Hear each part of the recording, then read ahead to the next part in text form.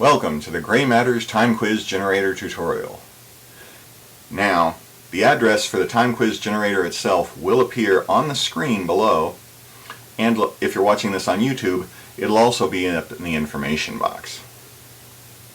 If you ever wanted to add a feature to your site where you can quiz your visitors on how many things in this category can you name in so many minutes, this will show you how to do it in a very simple way without any programming by just providing the information. To begin with, the time quiz generator, we're going to provide some basic information. Now, our sample quiz is going to be on the names of the 4 famous Beatles. Yes, I know there are other Beatles, but we're just focusing on the 4 famous ones. Beginning with basic information, we'll type in the quiz topic, Beatles, plural. Now, sometimes the quiz topic is needed in a singular form, such as, you have 1 Beatle left to guess. So, just provide the singular version, Beatle. And even though most of us could probably do this quiz in about 4 seconds, I'm going to allow 2 minutes. You can go from anywhere from 1 to 20 minute long quizzes. And you can even do it down to seconds. The seconds are in 15-second increments. I'm just going to select 2 minutes exactly. Now, for each answer you give, there will always be a main answer, and optionally, up to 6 alternatives. We're doing the names of the Beatles here, so I'm going to type in John Lennon, and as an alternative, I'll accept his last name. So, to make sure this goes on the list of answers and alternatives, I just click Add Answer Alternatives to List. If we go down here, notice that it says John Lennon, and in brackets it'll take Lennon as an alternative. You'll also notice down here there's something called edit mode. I'm actually going to make a few mistakes in this tutorial on purpose just so I can demonstrate edit mode. Now, let's make our first mistake here.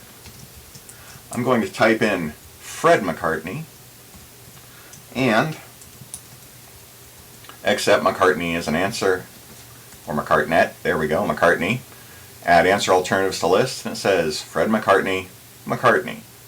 But maybe I'm typing these things in too quickly and I don't notice this yet. So I'm just going to do the other names of the Beatles. Ringo Starr with the alternative Starr, and George Harrison with the alternative Harrison. Oh, and a buddy of mine told me a rumor that actually Jennifer Aniston was in the Beatles. So I'll even give her the alternative Aniston, and just so you can see the alternative Jennifer as well. Now in the answer alternatives list, because I provided 2 alternatives for Jennifer Aniston and Jennifer, it has 2 brackets after it.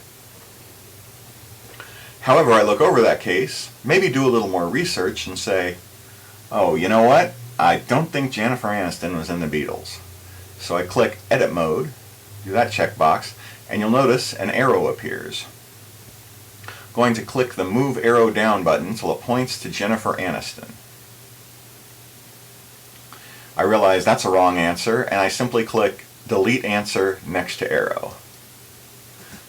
Your site will ask you if you're sure you want to delete this answer, and we're set. Now the arrow jumps back up to the top automatically. I look over the list and I realize, oh wait, it wasn't Fred McCartney, it was Paul McCartney. So I'm going to click Move Arrow Down, the answer is next to Fred McCartney, but instead of selecting Delete Answer next to arrow, I'm going to click on Edit Answer next to arrow. First, you'll notice where it did say Fred McCartney, it now simply says the word editing. Now, Fred McCartney and its alternative McCartney have actually been put back up by answer and acceptable alternatives. I'm going to highlight Fred, change that to Paul. Everything else looks okay. Paul McCartney, alternative McCartney. So I'm going to click Return Edited Answer / Alternatives to List. You can also cancel if you wish. I look over the list, John Lennon, Paul McCartney, Ringo Starr, and George Harrison, and everything looks okay. So I'm going to uncheck the edit mode box. Now at this point, you could have a simple quiz all ready to go. Go down here to the quiz code box, simply select generate quiz code, and it provides everything you need. But all this does is quiz them and tell them, hey, you got 1 beetle right, you got 2 beetles right, you got 3 beetles right, or you got 4 beetles right. That's the only feedback this will give. It'll also tell them which ones are missed. But perhaps you want to add a little extra message. Well, you'll notice we skipped over this section, final message options. We're going to go do that right now. Let's say you want to praise them if they get at least 3 of the 4 beetles out. Click Show Primary Message if 0 or more. I want to select 3 or more answers are given. The primary message should be simply something like, wow, you really know your beetles. Oh, your beetles. Okay. Now, if fewer correct answers are given, normally, again, no other message will show. But you can click that and say, check up on your beetles. No, let's do learn more about the beetles and try again. Now, there are also spaces for links. A primary link here in this highlighted box and a secondary link in this highlighted box. This is where you can go and have them give more information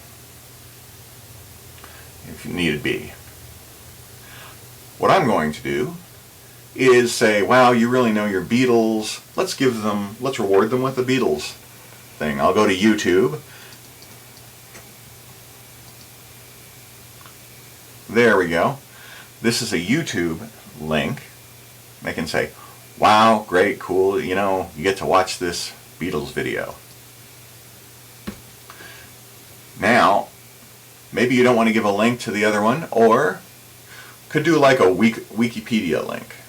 Something like that. In this case, I'm not going to do any secondary link. But I also don't want them going away from my site to see my reward, so I'm going to click Links Open in New Window. Again, you don't have to do that. You can have the links open in the same window if you wish. Now, for our brand new quiz, we're going to click Generate Quiz Code once again. Now, it doesn't look any different at the beginning, because that's the same, but the code has changed to handle all the new features, including the link to the Beatles video we provided. There we go. Couple things you'll notice inside. You see all these things that say /x6c or /x72. Well, these are hexadecimal codes for the lowercase version of the answers. First, this means that any answers given will first be converted into lowercase. Second, if someone tries to peek at the code to get the answers to your quiz, it won't help because they're automatically obscured. All you have to do now is copy and paste and use this as its own web page as a quiz.